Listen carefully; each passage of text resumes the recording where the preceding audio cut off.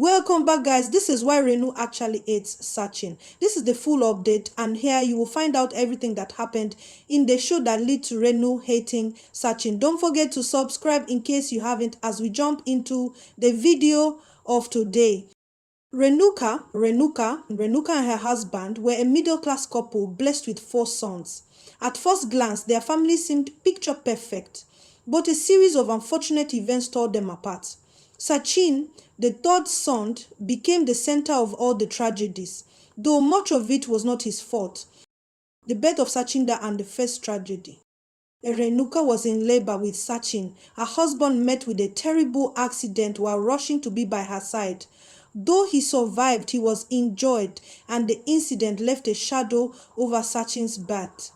Adding to the tension, the family called a pandit to create Sachin's Kundli birth chart. The pandit ominously declared that Sachin's stars were misaligned, predicting that he would bring harm to his family.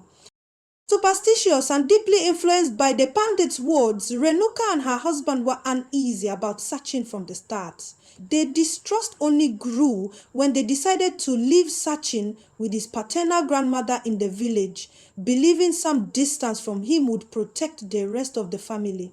Sachin, barely 9 or 10 years old, was sent away without truly understanding why his parents were abandoning him.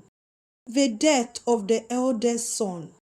After about a year, Renuka and her husband decided to visit Sachin in the village. During this visit, a devastating tragedy struck. The eldest son was pushed into the river and tragically drowned.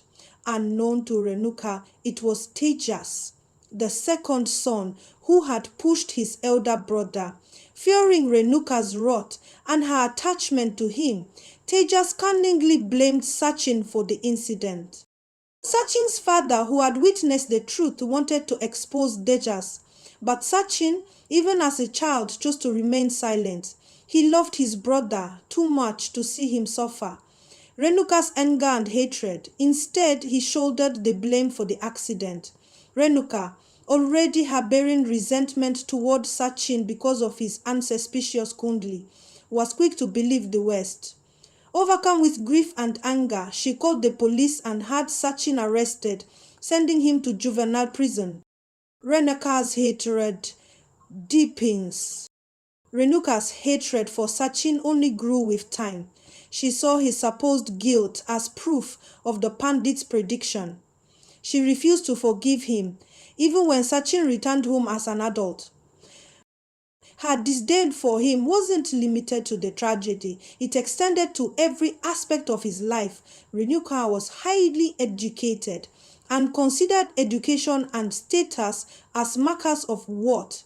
Sachin, who had been denied a proper childhood and education because of his time in juvenile prison, didn't meet her standards. She found his very presence insulting, often belittling him for sitting with the rest of the family. The truth that remains hidden, unknown to Renuka, her favorite son Tejas was the real culprit behind the eldest son's death. Only Sachin and his father knew the truth. Sachin, despite all the pain and hatred directed toward him, chose to protect Tejas. He didn't want his mother to turn on Tejas as she had on him.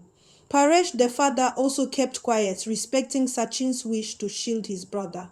Renu's superiority complex further fueled her trade for Sachin. She believed anyone without an education or respectable achievements was beneath her. Sachin, who had endured years of hardship and rejection, never had the chance to prove himself. She dismissed him as worthless and even saw his attempts to connect with the family as an insult to their status. A life of sacrifice and misunderstanding. Sachin's life became a tale of silent suffering and self-sacrifice. He bore the brunt of his mother's hatred and society's judgment for a crime he didn't commit. Meanwhile, Tejas lived freely, enjoying the love and privilege that Sachin had forfeited for him.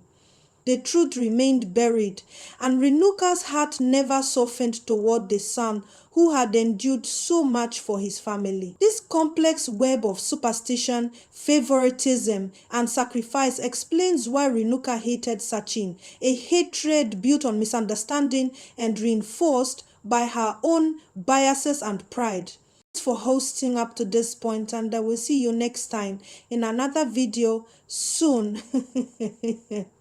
What do you think about this whole drama?